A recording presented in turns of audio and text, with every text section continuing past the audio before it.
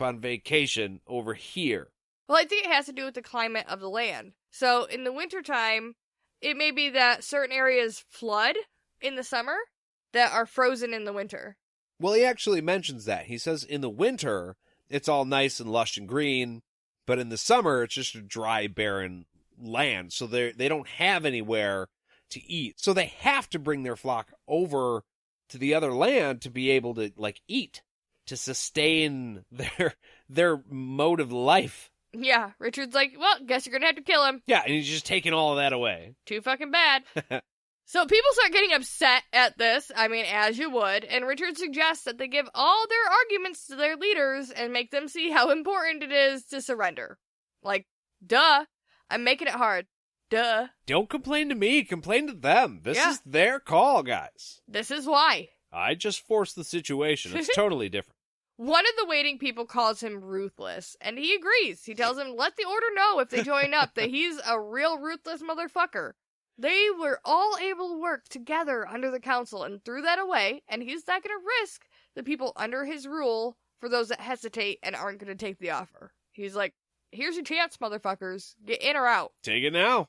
So once Kat is finished signing, Richard tells everybody that the sooner the leaders agree, the less people will suffer. And he doesn't want people to suffer. He's not an asshole. He just looks like an asshole to everybody right now. Because he's kind of making everybody suffer. Yeah. Kat tells everybody to stop giving him shit, and then tells her people to bring her clothes because she's staying there, which looks super sus to everybody that's standing around. Not only did I surrender, I am leading the fuck in. Yeah. Like, I'm here. Way in. I'm spending the night. Now what? Yeah, with the dude that said he was engaged and is, like, totally the leader of everything. I'm like, we're whispering, and, don't worry about it. Can I bring something up a minute? What's that? Her husband was just murdered by Mriswith. Yeah. Right? Now, I know she gave Richard the story about being beaten and all that, like he was really a bad guy. Now, we don't know for sure that that's true, but do all the people of Kelton also know or suspect that that might be going on? Because if they didn't, like a lot of people in power and leaders, just look at our country. Like, they do their public thing, and then their home lives are very, very quiet. You don't hear a lot, and that's intentional. Yeah. Right? They try to keep all that stuff private in a way, but to these people, doesn't it look like her husband just died, and like a few days later, she's macking on Lord Rahl? I think it would a little bit, yeah. But I also think maybe people don't care that much. Like, nobility is nobility, you know? I guess, but back in, like, medieval times, marriage wasn't necessarily for love. It was for, okay, maybe not power, but, like, money, so you could survive. I would think, though, anybody in Kelton at this point would be a little weirded out anyways, because she's appearing in a totally different way than she did, a week ago or whatever, a couple days ago. She was in a totally different style dress. Her makeup was all totally different. Now she's parading around in a little silk dress with her nipples showing. Yeah, this is the sexy dress. Okay, maybe not nipples showing, but yeah, it's the silky, like... No, we have determined there are definitely nipples showing. Like, okay, no, I guess, I mean, they're poking. Not like, out, yeah. Yeah. No, they're... yeah, I just wanted to... see the bump. Yeah. She's not wearing a bra. They don't have bra. You know. She just walks You all in. know what I mean. You can see her nips through her shirt. Pulls her dress down and be like, all right, let's do some business. Yeah. She's walking around with her tits out. No, that's not what I mean. But, yeah. Hey, tits. Toots. Fuck. In my head, she's wearing like a nightie, like a sleep lingerie style, like right. silky dress. And I would think that everybody in Kelton would be like, yeah, that's weird. Like if the president gets up in his pajamas. Yeah. Or sexy pajamas. Short pajamas. Yeah, if the president came out in sexy pajamas to do a signing, they'd be like, sign what? some shit. That would be great. Like, sir, no. That's not appropriate. No. That's not appropriate. So this leads to some questions. Like, if people weren't questioning it before with just the dress, now that she's like, I'm staying here, everybody is. So Richard lets everybody know why she is staying there, and that they are all welcome to the same protection as soon as they surrender. Right. all of these people were the ones told that there will be no favors. And she looks like she's getting favors. Exactly. So she's like, yeah, I'm actually staying here. And they're like, whoa, whoa, whoa. What the shit? He's like, benefits of signing. Sign the paper. Right. Good night, everybody. Now Good night. No more questions. That's horse sense right there. Yeah. From a business aspect, he's like, oh, they like that. Yeah. And you can have this too. And that's not all. I think it was just covering his ass, kind of. Like, this is why she's here. She's not here because I might accidentally bone her in the middle of the night. She's here because of the Mariswith, okay? At 6 o'clock in the garden, after hours, I'm going to trip on that darned tree root and just fall into her somehow. That's not going to happen, though, okay? Because although Kat is super ready for this walk that she was promised, Richard dismisses everybody else and then tells Kara and Ulick not to let them out of her sight. Yeah, so they're going on this walk, and Richard, he's already struggling, we know that, right? He's got the sword pictured in his mind throughout this whole conversation, and this is also how I know that, at the very least, he thinks he's being fucked with, because he tells them, I'm going to go be alone with this woman who is obviously physically not a threat to me.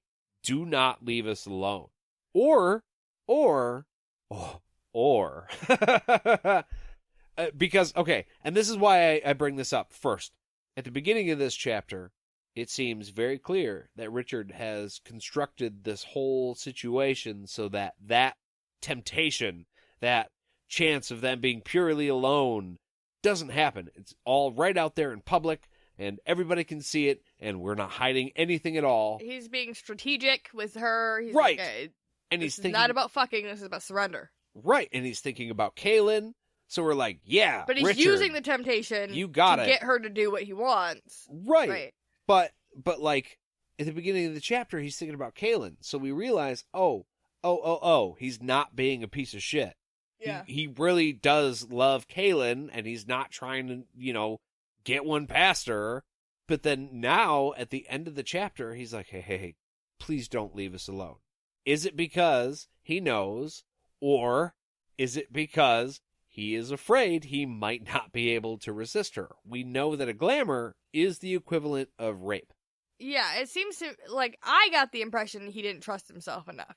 And I don't know if he knows that's because of the magic, or if he just thinks he's a piece of shit, so he doesn't trust himself. That's a little like extreme. But I don't know how else your brain would wrap around this when it's never happened to you before. If you're not thinking it's magic, why else you would be like, I can't control myself.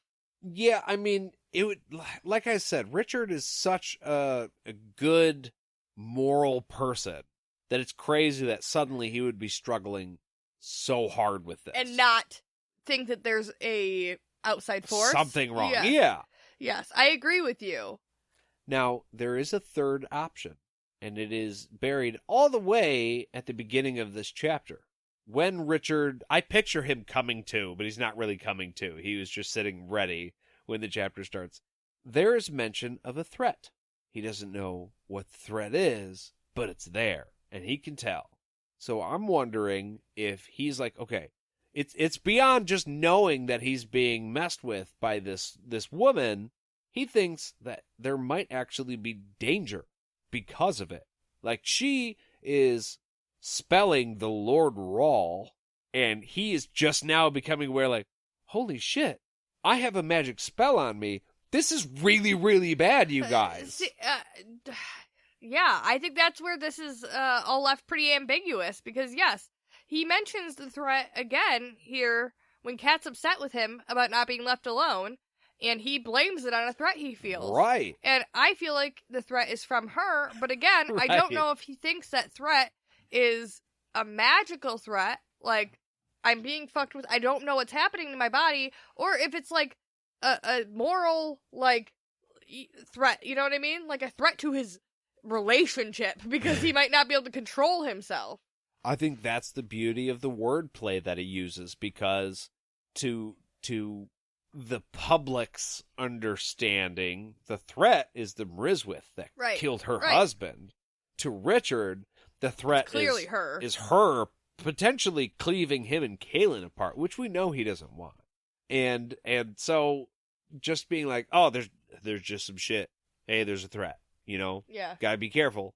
No matter what you think is happening in this situation, no matter what your angle is, it's like, oh, well, if there's a threat, you should have guards with it. Who's going to argue with that? She doesn't. She lets it go. No, she doesn't. And when he finds his resolve fading, he decides he's going to use Kaylin's face at this point instead of the sword, which is very similar to what he did with the like chant, the Lord Rahl guide us or whatever. He used Kaylin's name in place of that, and that was a very powerful thing for him when he did that. And yeah, I don't know. I think it's significant.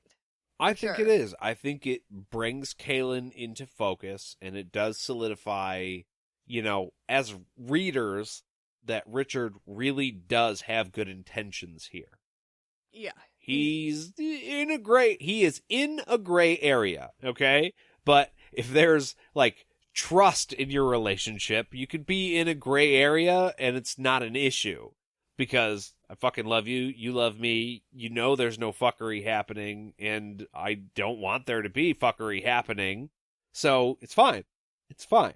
But yeah, he's not trying to sneak her off to a back room as soon as he can. And I also think, you know, having all these guards and Mord Sith and people with them ensures that, no, we had eyes on him the whole time. Nothing happened. He was being faithful. Yeah. She may not like it. She being, you know, Kat. I don't think Kaylin would like this situation either. Oh, Kaylin would hate this situation. But regardless, they are going to go take their walk alone, quote unquote. And Kaylin is still none the wiser, which sucks. So Richard needs to get his business here done and get to her. Where's Gratch? Gratch, we need a report, bud. Anyways. It's going to take a couple months. Yeah, that's dumb. It's going to take way longer than you want it done. Do you want it done in a week? It's going to take 2 months. Do you want it done in a month? I got some really bad news for you. That's why we can't have a dragon for a pet. I thought for sure you were going to say, this is why we can't have nice things. Also this. Because why? Because of that dragon. Yeah.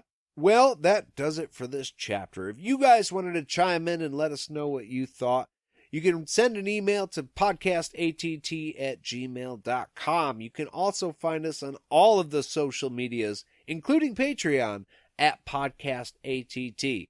Maybe social media ain't your thing. Maybe you're old school and you're just a calling and a slightly newer school texting kind of person. We have a phone number, and that's 616-259-0025. You can call or text anytime. It doesn't matter. Thank you guys for listening. We'll see you real soon.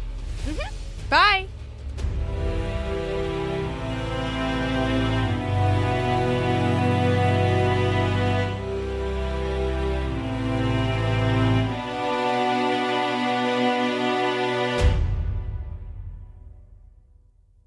Now I gotta get me another one of them teas. Right now.